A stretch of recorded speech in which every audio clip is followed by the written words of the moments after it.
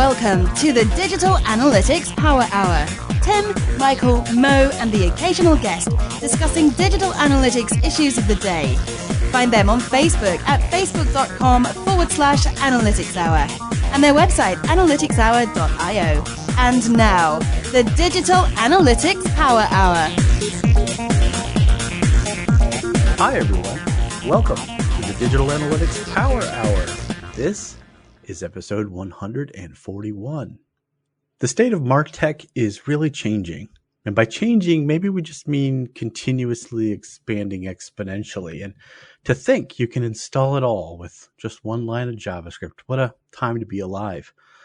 And finally, that's right, the exhaustive Martech podcast episode you didn't know you were missing, starting with A1 web stats and going all the way down to Zipper.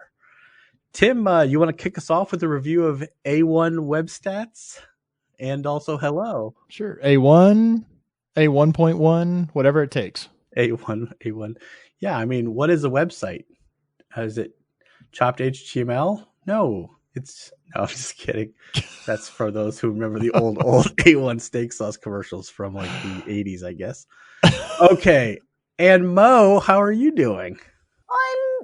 Pretty good. I'm actually really pumped about this topic, but I'll save my myriad of crazy questions for... Well, good, because we'll let you handle the review for Arki.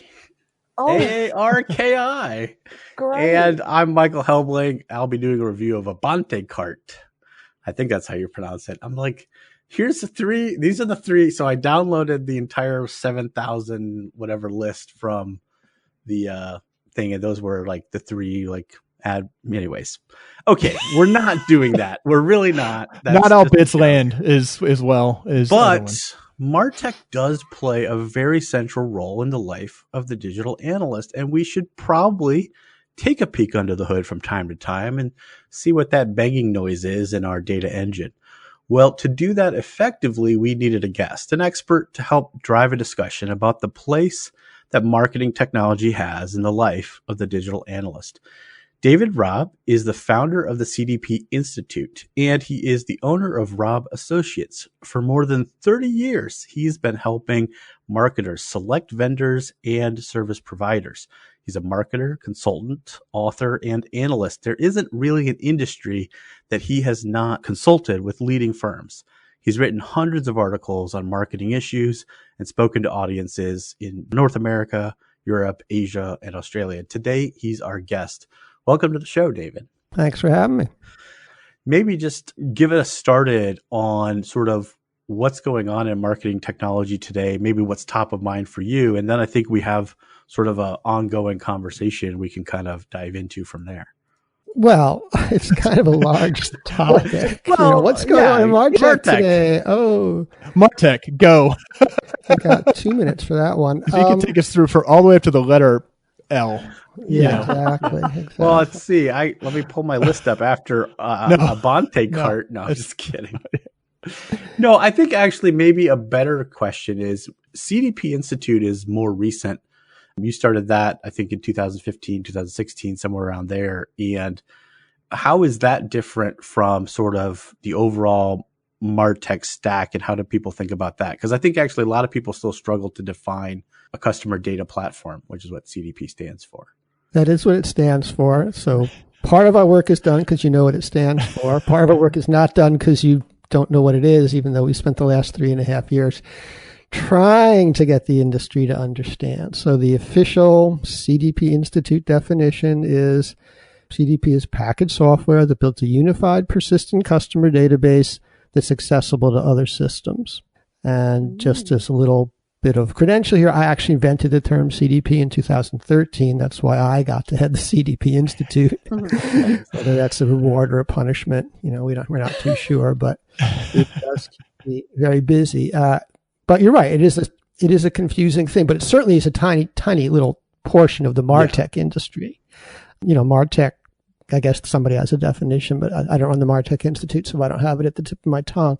But, Martech is kind of like all the technology marketers use. And, you mentioned that I've been a consultant for 30 years. And I'll point out that I started, as a child star. So I'm really only 47 years old. But the fact of the matter is, back in the day, there was very little Martech, right?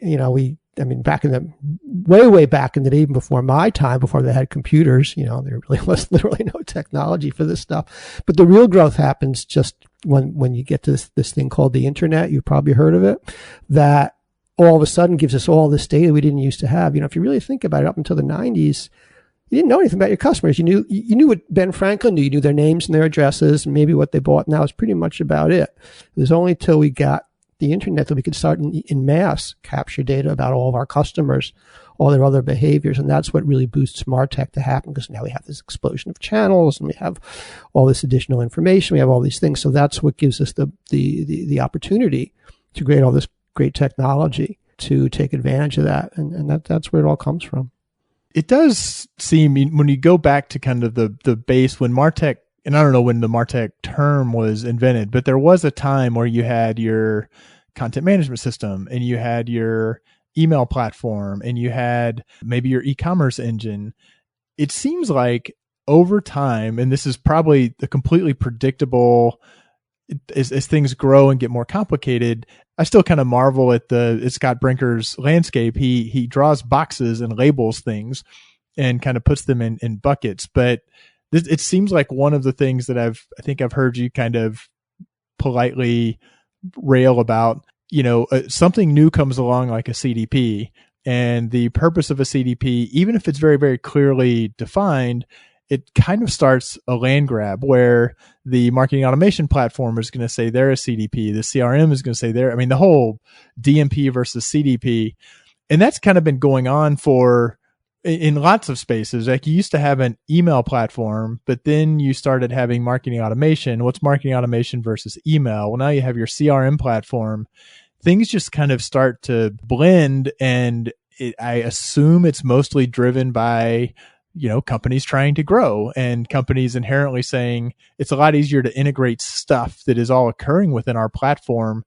So, and that's certainly where Adobe and Oracle and Google and Salesforce have all landed, is they're like, let's kind of pull it all together. But like, is that one of those challenges that we just are constantly, everybody's trying to claim they're doing whatever different thing there is out there? Maybe. Or is that a question?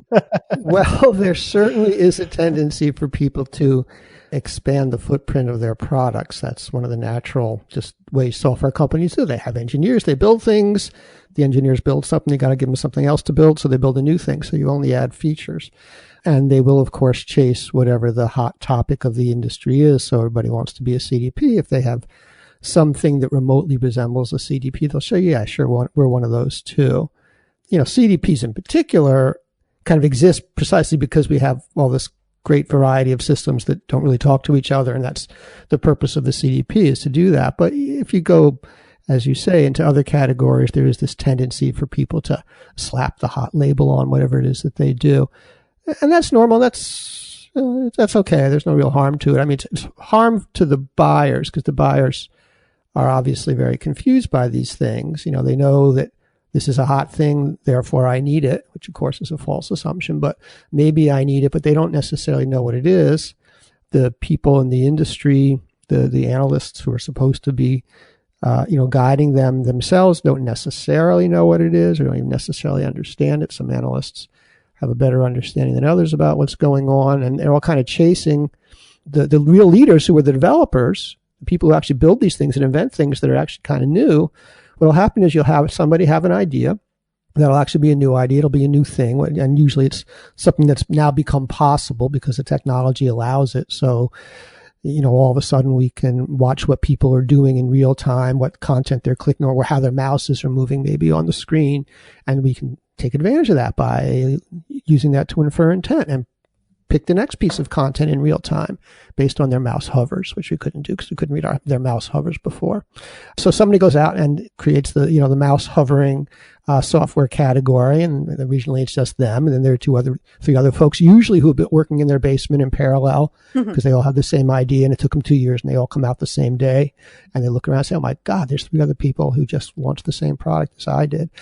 but so if that catches fire, then everybody else, all the old school guys say, oh, hey, we can do mouse hover analysis. It's no big deal. And maybe they can and maybe they can't. But now the mouse hover analysis is like this super hot category. They all want to at least claim it because their sales guys are saying, damn, we can't sell unless you have mouse hover analysis. So they'll say, yeah, we have mouse hover analysis. And the thing about software comes that you have to understand, and I said this years ago to one particular vendor, they haven't spoken to me for decades ever since, is that like, they don't really speak English. They speak a language that sounds like English, but it has no distinction between the future tense and the present tense. So when they say we have a feature, in English, that means we will have a feature. But because their language doesn't make the distinction, they just, oh yeah, we have that. We have that next spring. It's like, no, you will have that next spring. Yeah. But they don't make that distinction. But so that's one of the things that actually drives me a little nuts. I feel like I sit at a lot of conferences and there's always that Martech slide up of like, this is where it was. There was, 100 players and now there's thousands and this is how the industry's evolved. And part of me is just like, yeah, isn't that how the whole world has evolved? Like in terms of the rate of companies starting and like the startup culture. And I feel like everyone wants to go and like do their own thing now and build their own thing.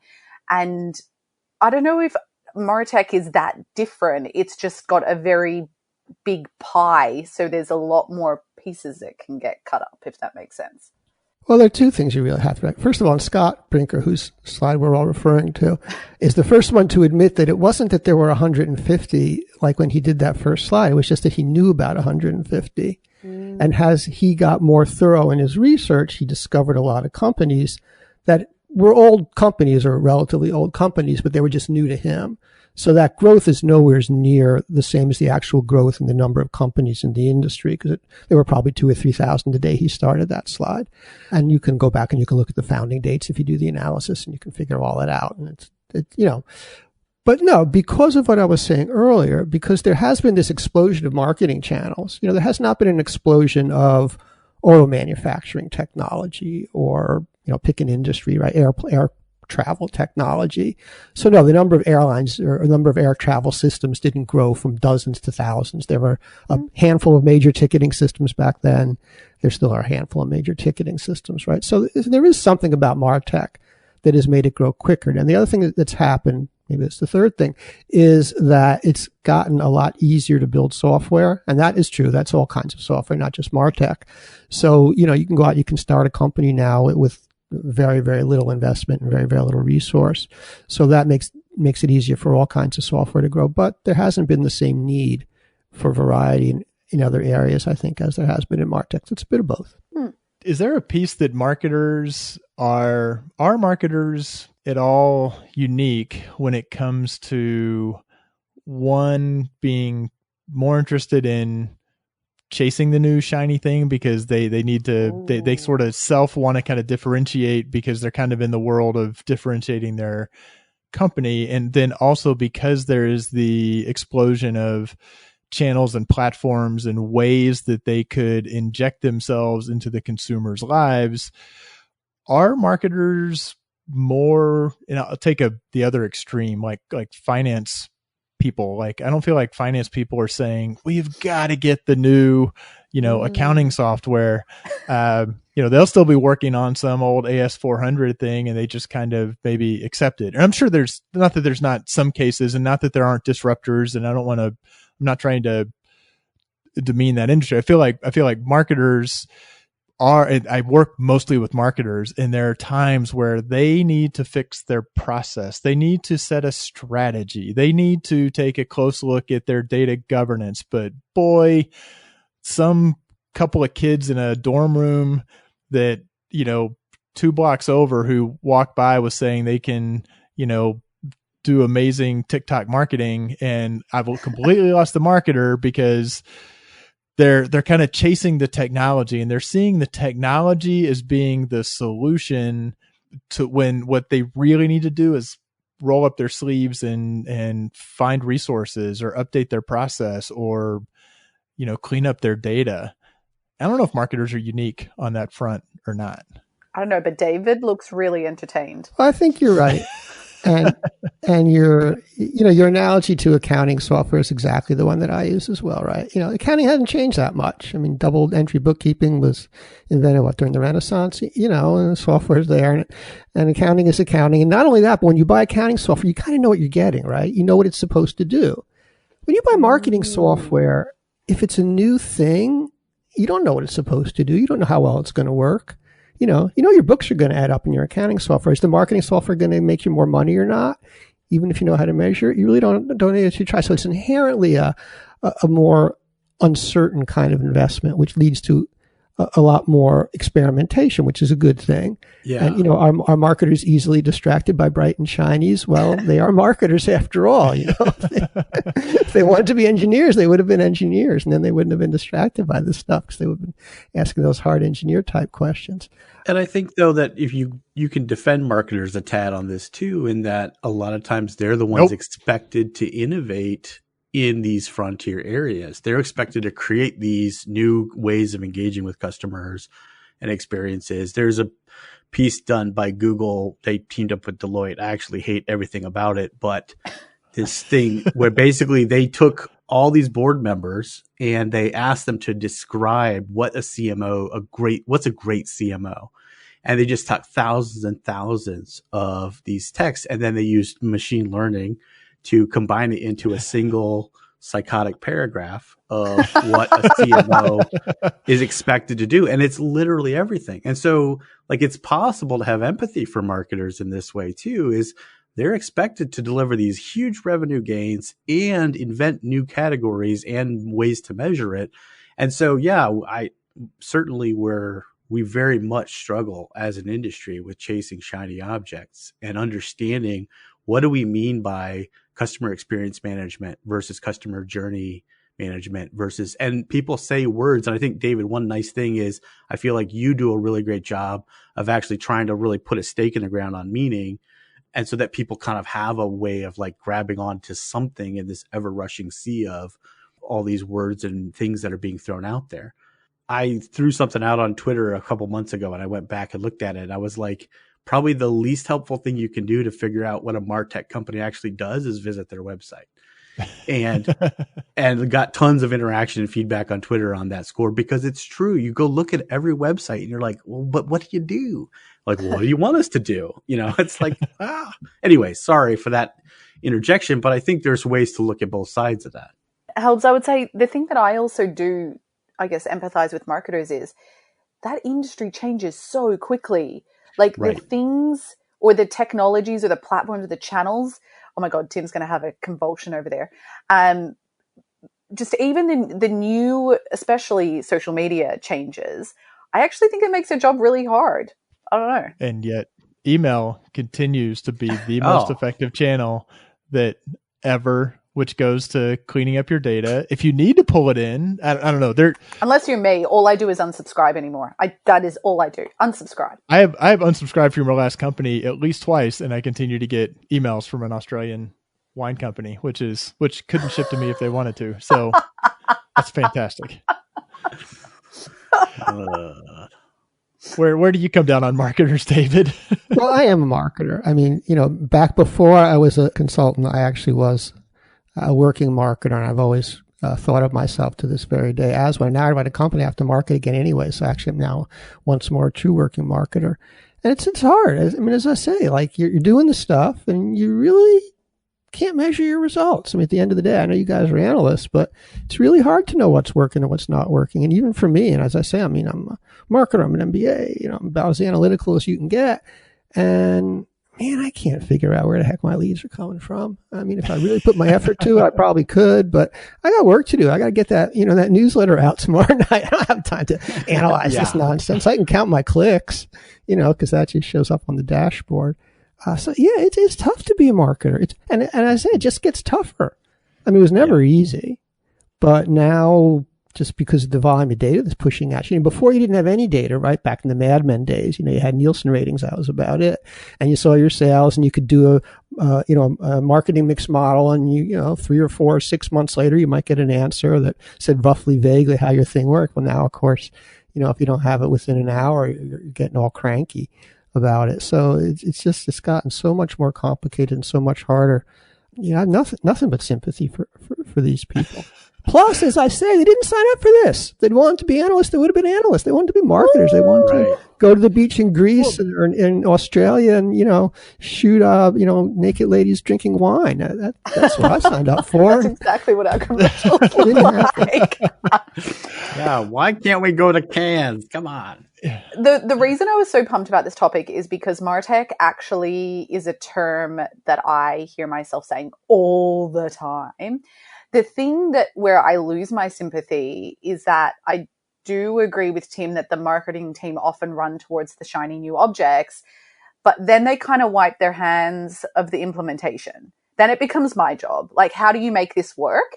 And it's something that even right now I'm struggling with is like, whose responsibility is this? Because I've worked in multiple companies where I can't get a single engineer who wants to work on Martech integration. It is not fun work. I find it's really hard to get like a team that are motivated and excited about it. And it just ends up being my problem. And then the marketing team are like, but why don't we have this tool yet? And I'm not sure there's enough self-education of the marketers about how the actual product works and how we're going to pipe it back and forth. And that's the bit that I'm like, cool, if you want that thing, then maybe you need to learn about it.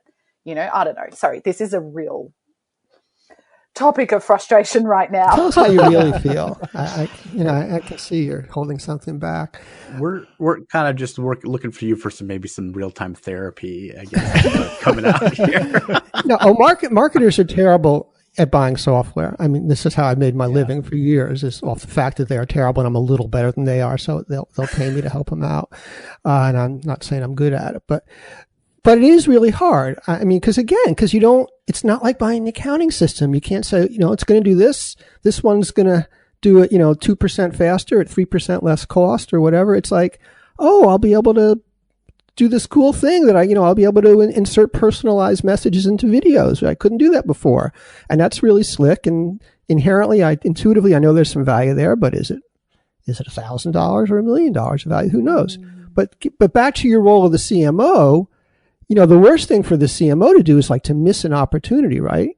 It's like, oh, whatever you do, you don't let somebody else, become the first mover in whatever this space is. So they're really pressed to just try everything. So they kind of cover their backs on that stuff, which means, you're going to make a lot of mistakes because if you try everything, you're going to lose. So should they be more strategic? Absolutely. Should they be more systematic in how they buy things?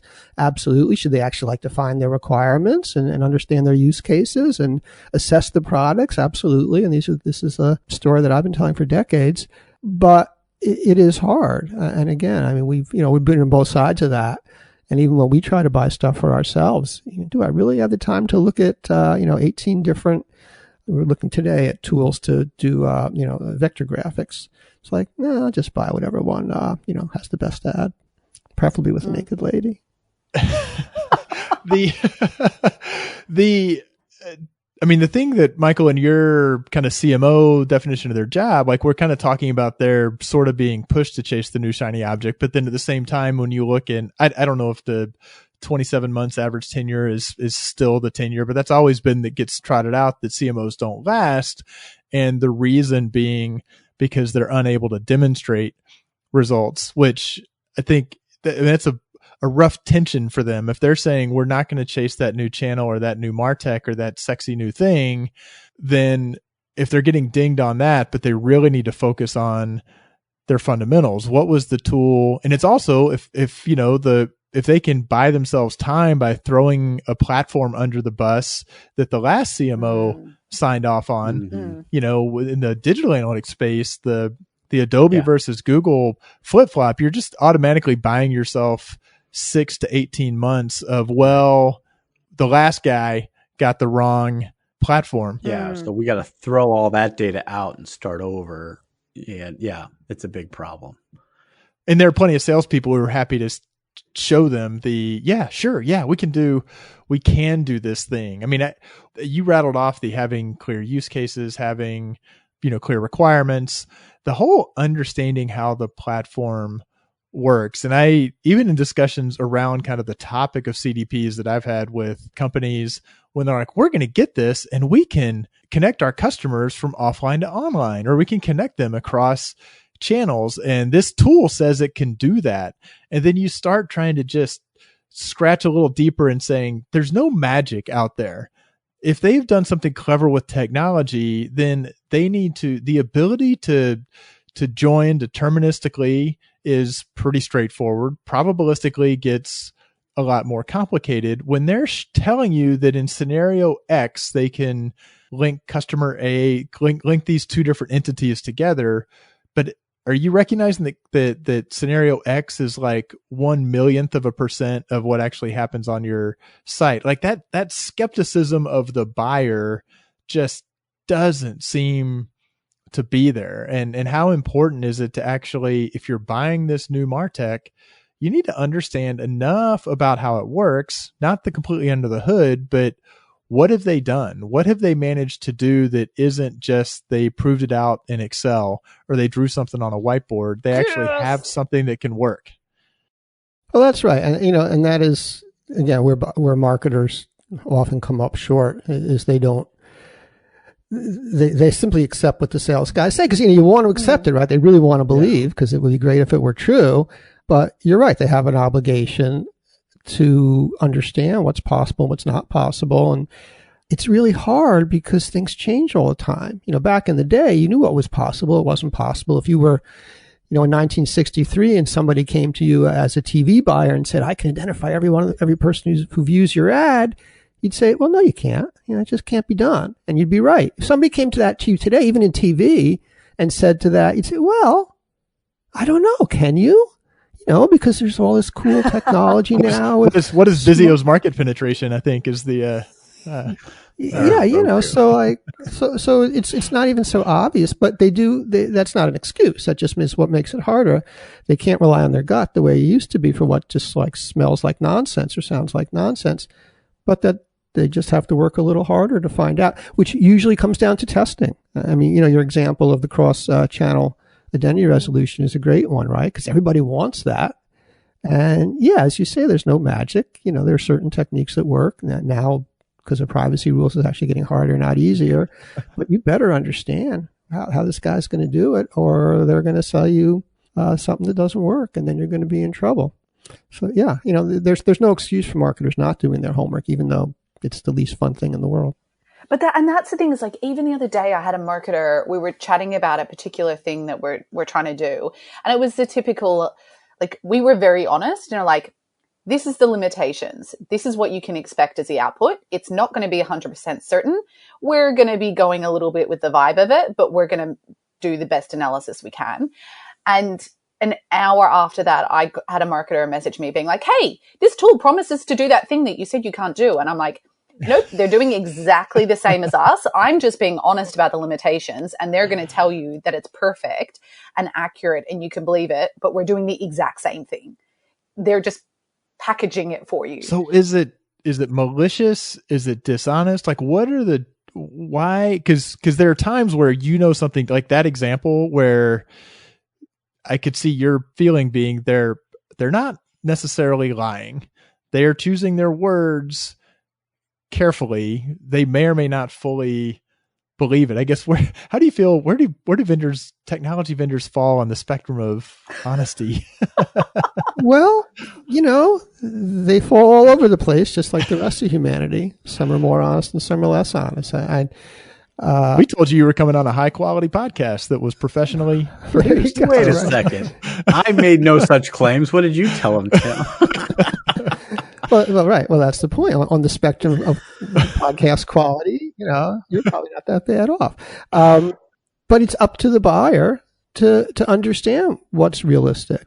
Yeah. That's their job. And if they don't know enough to make that judgment, which is really hard because it all changes, that's when you have to do testing. And that's where buyers fall short more than anything else. Is they don't force people to prove their claims. It would be really nice if everybody was super honest. And like Mo was just saying, this is what works, this is what doesn't work. And you treasure those people and they're great and you believe them and you hopefully give them a lot of business. but you can't assume everybody's like that, and you just have to deal with it. And even the guy or gal who's not all that honest may have a great product, so you can't just say, this is nonsense. You have to at least look at it. And then because there's thousands and thousands of products, you can't look at them all. So you have to make some judgments and take some shortcuts. And I think probably the hardest thing for marketers to do is to say, I'm going to walk away from this thing, which sounds really cool, but I don't have the time to prove it out or not. So I'm going to walk away. Usually they say, I don't have the time to prove it out, so I'll give it a try. It's the natural thing. And they try a lot of things that don't work. Is that where our profession can help with the bullshit detection? Like, is that a responsibility we should be stepping up to? Because I have been involved in CDP launches and all sorts of stuff and assessing tools. Like, is that something that the data analyst should be helping the marketer do more? Because we have that better understanding of technology or how the integration is going to work or what the limitations could be. Yeah, absolutely. I mean, any help is gratefully accepted, believe me, by the marketers and by the people and by the marketing technology people who are swamped and subjected to nonsense as much as anybody else, maybe even more so. What happens, and I'm sure you've run into it, is often that sort of clear-eyed skepticism is interpreted as hostility. So that's the danger, and that's the problem, is that even though you're really just trying to help and trying to sort of introduce a little voice of experience and knowledge, it's you just don't get it, you're negative, and no, this really is great. So that calls for diplomacy, but that's not a reason not to do it. You do the right thing because it is the right thing to do for the organization. And hopefully you find people who understand over the long term that it's a good thing to listen to you. Or is it are you saying no? Are you saying no because it's hard or you don't know how to, as opposed to no, you really do? But can we go quickly back to the testing or piloting or POC?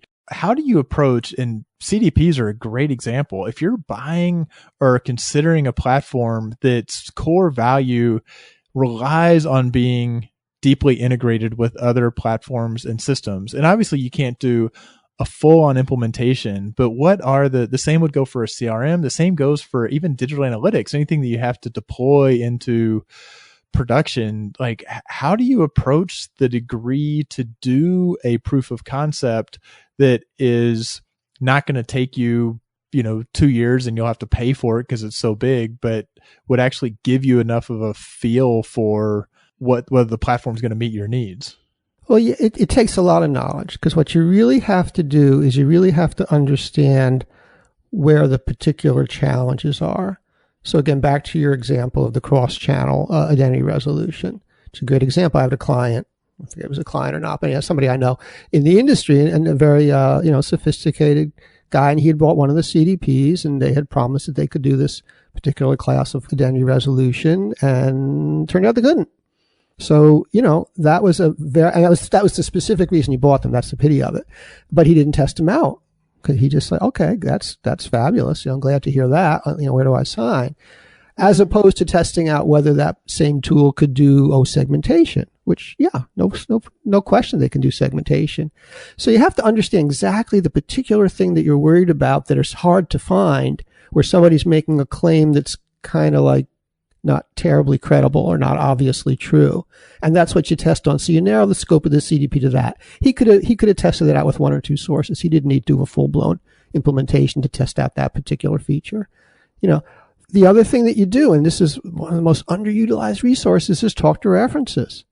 Nobody ever wants to talk to references because they're like, they're just their best buddies. Of course, they'll say nice things. And, why should I waste my time on that? But find out if they're using it the way you're going to use it. Find out where they're having problems, where they didn't have problems. If the reference is doing A, but you really need to do B, you ask them about B. And if they didn't do B, then, find another reference, right? And if they can't give you a reference who's done what you need to do, that's a huge red flag. And then you jump into your POC, but if you can find 3 references who said, yes, I did exactly that with the product and it worked great, there's no need for a POC on that. So you have to choose your shots in the POCs.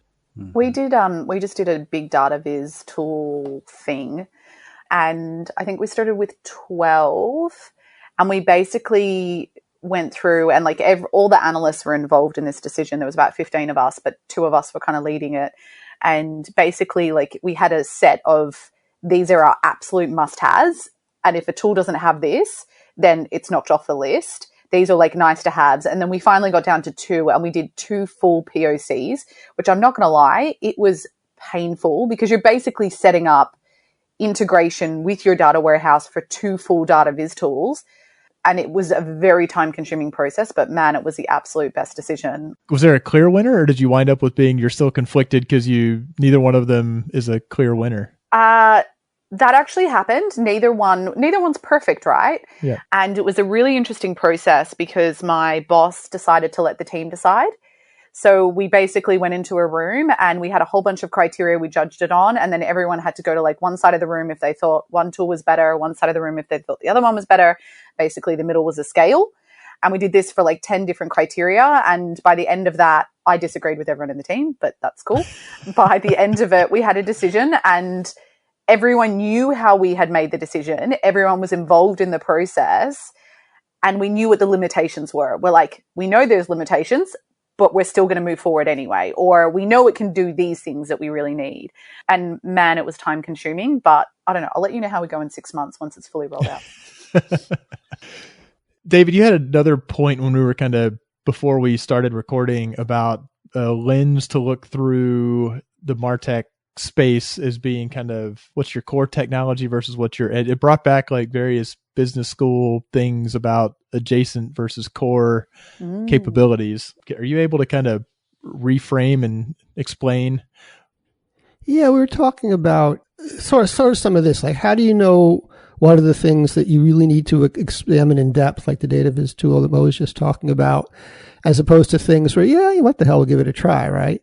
And a lot of people do talk about, well, there's certain core technologies that are they're core to my business that I really have to be very careful about and make sure that they're the right thing to do. And then they talk about things that are on the edge. And I think the point I was making was it's more than 2 layers. It's more like an onion, right? First of all, when you're in marketing, there are lots of really truly core technology like the accounting system, like the logistics system, the order processing, human resources, some of which you have nothing to do with, some of which are really important, but you still don't control if you don't control the operational systems typically in marketing.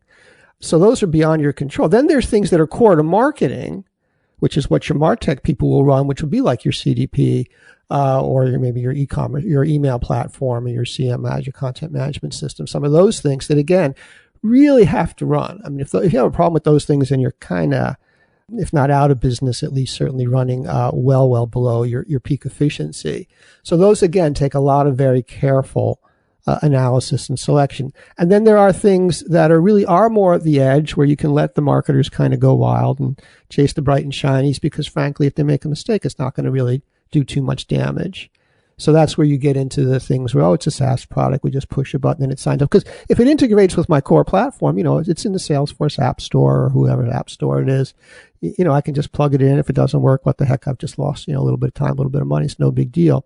Or the famous citizen developer thing that some people love. I hate the notion of citizen developers, but apparently I'm in a minority there. That, just let people sort of do their own thing. And if they can create it all in an Excel spreadsheet and it works, then that's just dandy. And let them, let them do stuff, because why bother the real professionals with all that? But again, if it's a true edge thing, what the heck, why not, right? The problem, of course, is sometimes those things sort of worm their way closer to the core. And then if there's a problem or that person leaves or, they made a little mistake in their Excel macro script, blows up and, all of a sudden you're out a couple $1 million, or you have a big data leak on your hand or something. So you do still have to be a little careful about that stuff. But the notion is that you do have to apply different standards to different kinds of technology and not just say, everything must be super carefully vetted or, what the hell, anything goes. So there is for things that are moving towards the core, I guess that goes back to having a process, sort of a governance process to recognize. The nice thing with those things that are kind of skunk works together is the people who built them have run into all of the reasons that it makes sense to get a fully vetted enterprise tool. They really can be subject matter experts in saying it needs to do X, Y, and Z. This is what's unique about our business. But my other thought is kind of understanding what is critical to the business. If you're financial services or if you're healthcare versus you're selling, widgets, there may be fundamentally more sensitive customer data that you're dealing with, and what may be fine to just throw a drift chatbot up on your site in one scenario, for another business that may actually introduce a lot of risk because information could be shared. So I don't know. It all seems to go back to that. Take a breath, like be excited about the shiny object, but step back and do the assessment, whether it's, do you know exactly how you're going to use this and what kind of impact it could potentially have? Or is it, well, everybody's talking about it and I'm getting pressure to try it out.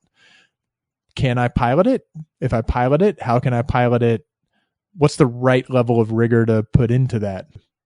And that just all seems, to me, it actually does go to where an external consultant can be super useful. And being an external consultant, I mean, that, yes, I have some degree of bias. I don't think there are lots of downsides to consultants, but for that sort of thing, somebody who's got knowledge in the space and is not in the pocket of specific vendors, have them come in and say, yes, set me straight. Let me be honest about what this is and isn't going to do and what it's really going to cost me in time and effort to make it work. Yeah, I think, you mentioned governance, like the G word, right? Which, marketers hate governance. I mean, it's just like, it's the absolute opposite of what they want. They just want to go out and play again.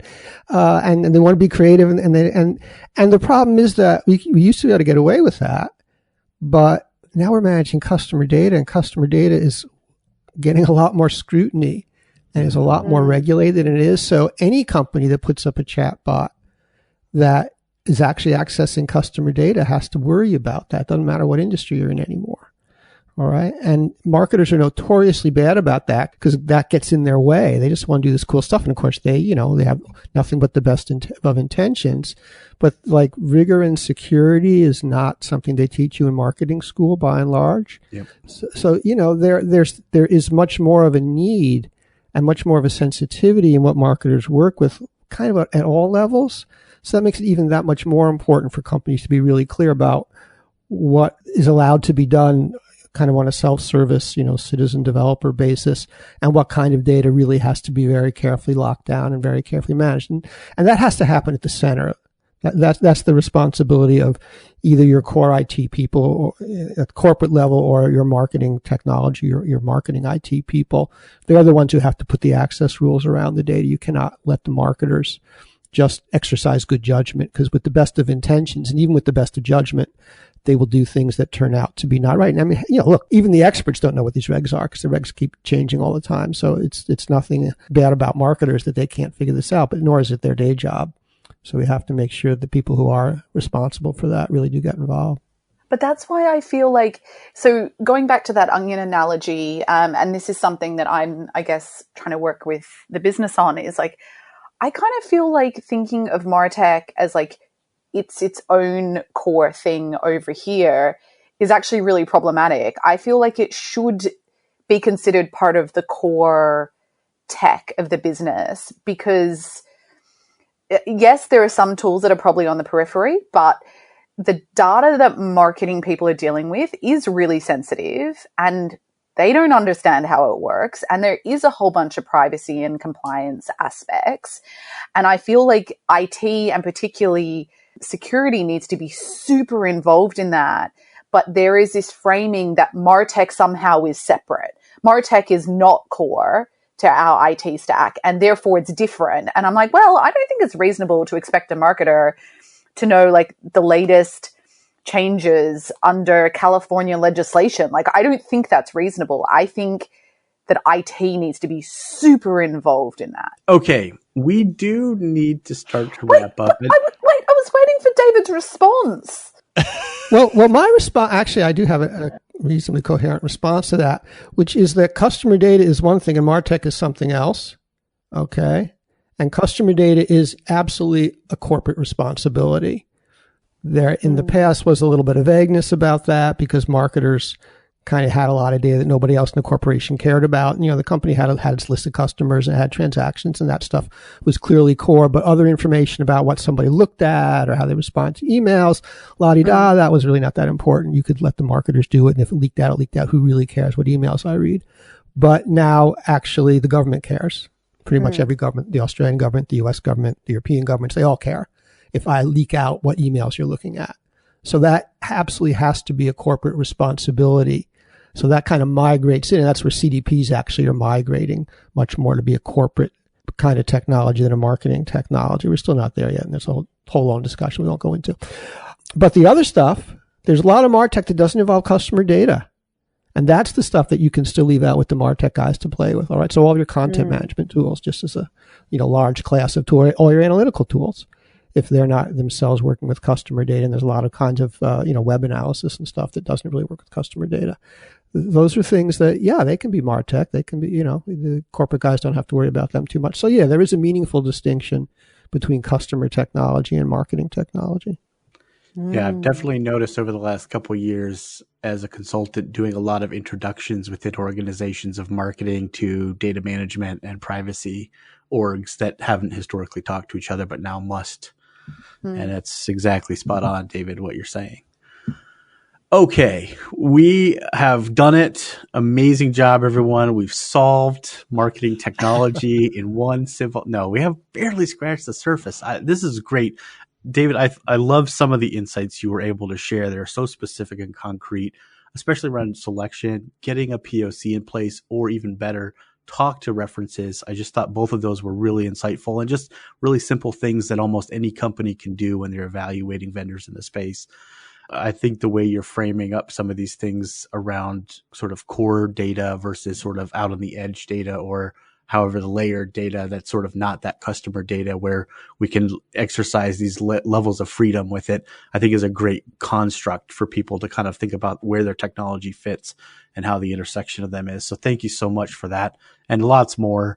One thing we do want to do, or always do on the show, is we go around the horn and do a last call, something we've found recently or we think that might be of interest. David, you're our guest. Do you have a last call you'd like to share? Okay, actually very much in line with this. I was really interested, I think last week, to see where Google and Apple had gotten together to propose a standard for contact tracking relevant to the coronavirus that's going around, you may have heard. And what was good about it was that they really had proposed a very privacy safe solution where the data was going to be totally anonymized. It was not going to leave your machine, and what's interesting about it to me was that those are all known techniques. The people who really worry about privacy have talked about that kind of technology for years. So it was really good to see that there actually are a lot of people out there who know the right way to do this. And if they put their minds to it, they can come up with a solution like that really quite quickly. So the notion that, privacy is impossible, which we'll often hear, you just can't be done. It's just give up. No, it actually is very possible so long as people, and we know how to do it. You just have to really want to try. So I thought that was a particularly important thing that hopefully people recognized why that was important. Very nice. Nice. What about you, Tim? So I'm going to do a twofer because we didn't actually hit that David does do a daily email that I've been a reader of for quite some time. How long have you been doing the CDP daily? It started with the Institute, so it's about 3.5 years old now. Okay. And that was part of the inspiration for David. You're obviously known for the CDP stuff, but as I've gotten other people to sign up for it, you do touch on kind of peripheral MarTech stuff, and it is a great little quick read. I feel like once a week I'm forwarding it or tweeting something from it, and it's that perfect level of the occasional little humorous, sarcastic zinger, kind of make it delightful to read, not just informative. So that's it. The CDP Institute's website. I think people can sign up for it, right? cdpinstitute.org. Absolutely. There you go.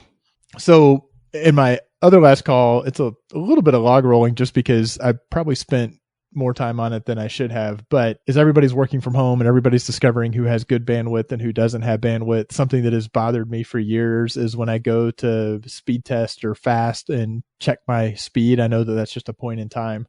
So I got a little carried away with using R to write a script that every hour it runs a handful of speed tests and takes the results from those and shoves them into a Google Sheets, upload and download. And then separately, I've got a little shiny app that will go and pull that data down, and I can kind of play with the time frames. And it's got a distribution, it's got time series. But it was purely trying to look at what is my bandwidth at my laptop over time. And the code's all up and available on GitHub if anybody is fiddling with R and wants to set up a simple little cron job and log their bandwidth and see what's actually happening. It's out there. Such a nerd. Yes, I am. Speaking of nerds, Mo, what's your last call? I've got two as well, but they're kind of weird. Well, one's weird. So one is a tip. If you're working client side, I guess in light of this discussion, one thing that I have worked out is that marketing budgets are way, way, way bigger than product or IT or whatever other team budgets. And CMOs are much more likely to sign stuff than, say, CTOs or CFOs. So if you need a new data analytics tool and you can package it somehow as like a Martech tool, you'll find that you have more success in getting that budget sign off. So for all the young folks out there, highly recommend going through that side of the org versus the product side of the org if you're trying to get sign off. So that's just a tip in light of our conversation. The other thing that I was going to recommend, there's a really interesting article by the ABC in Australia, which was published last year, but it's basically data analysis on how climate change has impacted your life based on the year you were born. And it's really freaking cool and a bit full on, but very enjoyable. So recommend checking that out just as a random one. What about you, Michael? Well, thanks so much for asking. So I went kind of down a little rabbit hole on a previous guest, Jody Ware, who came on to talk to us a couple episodes back about workshops. And she mentioned, I believe it was her that mentioned this book, Brave New Work by Aaron Dignan. And as I was digging into a little bit more about him, I ran across this YouTube video. It's like almost 10 minutes, but it's the story of this U.S. Navy captain named David Marquette, who took over this submarine that was like the worst rated one in the Navy, and kind of what he did as a leader to get it to become the top rated one and the one that produced the most officers of any ship, I guess. So it's really a cool story, and he did some very specific things as a leader to do that. Not really analytics related, but if you're an analytics leader or a people leader, some really, really cool insights that he shares. Anyways, it's one of those ones. The one I watched is where the little person draws little pictures as they're talking, so it's visually interesting too. So we'll link that in the show notes because, you know, words and pictures, just like our podcast. Wait, we don't have pictures of this, do we? Oh, man. All right. Well, you've probably been listening and you've probably been thinking, okay, but I've got this question, or how can I find out more about what you just said? Well, there's some great ways to get a hold of us. First, the Measure Slack, we're always there, and we love chatting with listeners there. Also, our LinkedIn group and on our Twitter account. Also, as mentioned, you can find a ton of useful resources around marketing technology and CDPs, specifically on the cdpinstitute.org site. And as Tim called out, as I'm also a subscriber to the newsletter that David Raab and his team put out, and it's really good, highly skimmable, easy to digest, and you can kind of like take in what you want to take in, but great addition to your morning coffee reads. So I also recommend that. All right. Well, David, thank you so much for coming on the show. We really appreciate your time. Thanks so much for the constructive insights and the wealth of experience and wisdom that you were able to share with us today. Great to join you. Thank you. All right. Well, great. And no show would be complete without talking a little bit about Josh Crowhurst, our producer. Thank you, Josh, for all you do. Hang in there. We don't know what's going on in Hong Kong right now, but the whole world is basically on lockdown. So I assume you are still too. I don't know. May this comes out in May, right? So maybe we'll it'll all be better. It's all better. Congrats. We did it, everybody. Okay. Let's hope for that day. But I know I speak for both of my co-hosts, Tim and Mo. No matter how complex your marketing measurement technology stack is, nor perplexing, just remember, take all those tools, keep analyzing. Thanks for listening, and don't forget to join the conversation on Facebook, Twitter, or Measure Slack group. We welcome your comments and questions. Visit us on the web at analyticshour.io, facebook.com/analyticshour, or at analyticshour on Twitter. So smart guys wanted to fit in, so they made up a term called analytics. Analytics don't work. Analytics. Oh my God. What the fuck does that even mean? Tim is in heaven. Look at him. He's like, I know. yes, to run my documentation. You're right now, David. You are ruining Tim for all other guests for the podcast. I'm sorry. No.